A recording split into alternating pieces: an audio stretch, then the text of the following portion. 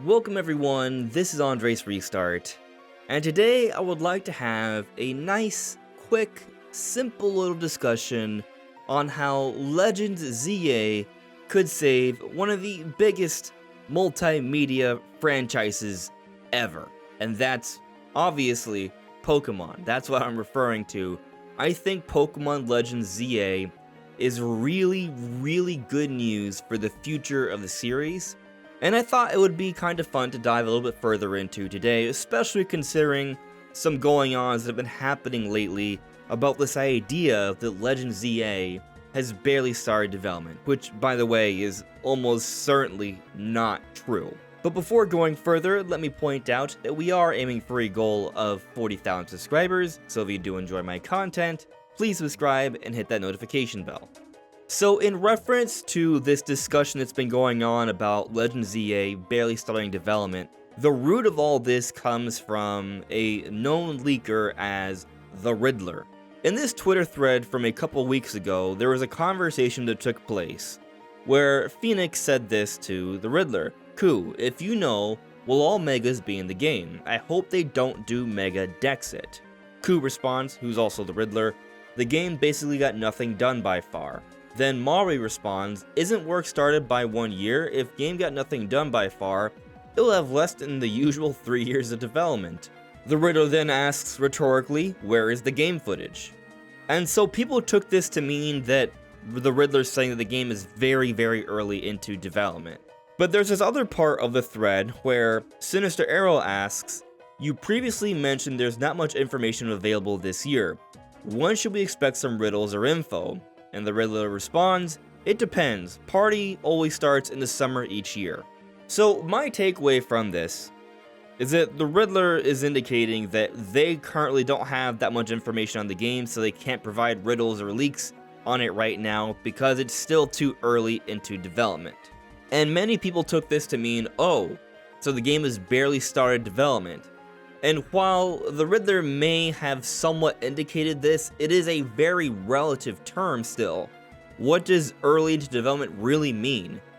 It could mean 3 weeks, it could mean 6 months, it could mean 2 years if you think that's still early into development.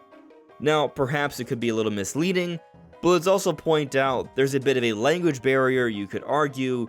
They like to speak in riddles, they like to troll, so even if they are 100% reliable, there's certainly room for interpretation and confusion here.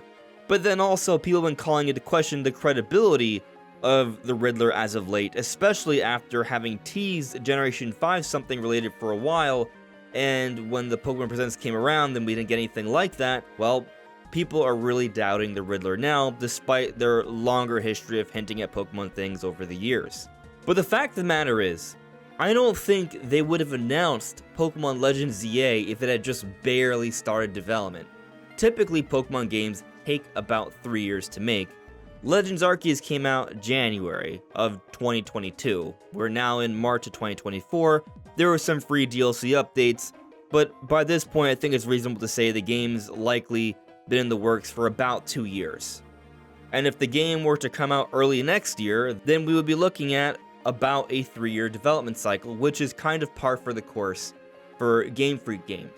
So I don't think the game is early into development, but it is too soon for them to show footage of the game. But the reason why I'm not a fan of the current narrative going around about how Legends Z-A may have barely started development is because it's misleading, and I think it goes against how great of a thing Legends Z-A is. Because Legends Z-A probably is not coming out early 2025. When they announced Legends Arceus, they told us it was coming out early 2022. They've only said sometime in 2025. And so the heavy indicator there is that it's not an early 2025 release. In other words, it's going to be having a longer window of time for development. When you factor this on top of the fact that at least currently there has been no announced game from Game Freak in 2024, it shows that Game Freak is taking more time, and they're focusing more of their efforts on what's to come in the future. They're not doing everything they can to adhere to this idea of having a game come out every single year. We look at the issue with Pokemon Scarlet and Violet. Yep, it came out, just in time to meet the pattern of a new generation every 3 years. But with Scarlet and Violet, it was also the most ambitious Pokemon game to date, a fully open world game.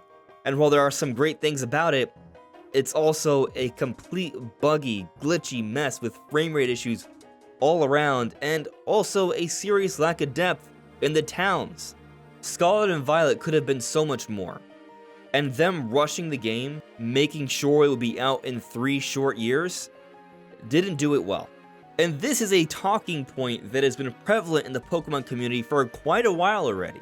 Even before Scarlet and Violet, there have been a lot of talks about the quality of the mainline Pokemon games going down. I've enjoyed them, but the conversation has become increasingly more and more prevalent. There's something to be said there. Pokémon Legends Z-A is a follow-up to Legends Arceus, which is very arguably the most highly praised Pokemon game of the generation, and there's been quite a few, and they're following it up and taking more time, and not spreading themselves as thin. This all bodes well for a high-quality Pokemon game made by Game Freak. What we've been asking for, what we've been demanding, they're doing it. They're taking their time. They're focusing on polish, it seems. And what I also find interesting is that with Legends Z-A, they've told us is that it's taking place entirely within Lumiose City. What that actually materializes to in terms of gameplay still remains to be seen, but this concept of focusing the entire game on a city interests me, especially following up Scarlet and Violet, where all the towns and cities were very lacking in depth. You could barely go into any of the houses. Most of the NPCs didn't have much interesting dialogue. So I'm very curious on where they're going with this one, where they could make the town, the single city it's focused on, have a lot of depth. And so this may end up being a nice contrast.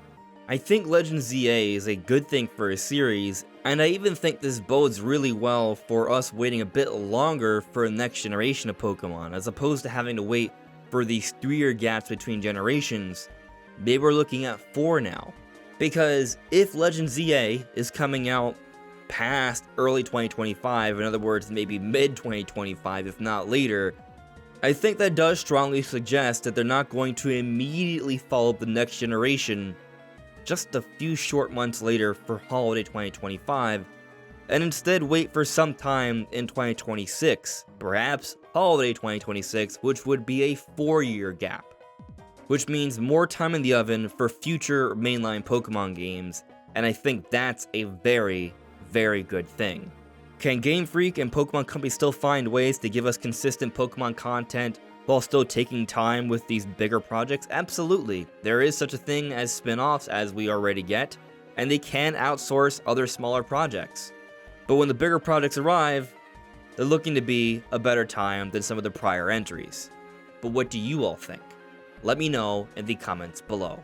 This is AndresRestart. Thank you so much for listening and watching, and I'll see you all really soon. Take care. Bye.